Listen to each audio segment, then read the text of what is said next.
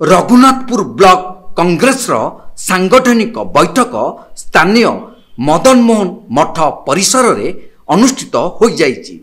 Block Congress सभापति प्रशांत दास बैठक रे पौराहित करथिले। एथिरे तीर्तोल निर्वाचन मंडलीर युवनेता इंजीनियर हिमांशु भूषण मल्लिक सम्मानित अतिथि भावे जोग देइथिले।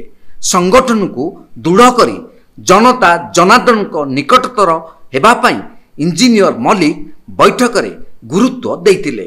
यह छड़ा ब्लॉक कमिटीर पुनर्गठन और ब्लॉक को 4 गोटी जोन रे विभक्त करी प्रत्येक जोन रे युवक मानकु दायित्व देबा पई सर्वसम्मति क्रमे प्रस्ताव गृहीत होइतिला। एहार दायित्व उपसभापति आर्तत्राण पंडांक उपरे न्यस्त करागला।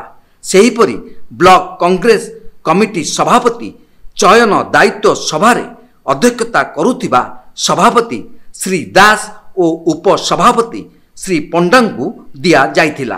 प्रारंभ रे ब्लॉक कांग्रेस रो पूर्वतन सभापति दिवंगत रामकृष्ण पंडांक पई 2 मिनिट नीरव प्रार्थना करा जाइथिला।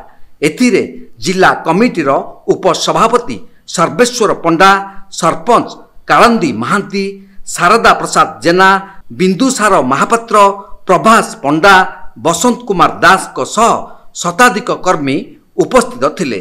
जगतसिंहपुर जिला रघुनाथपुर ब्लॉक रु मलय कुमार पाणी रिपोर्ट, तीर्थक्षेत्र लाइव।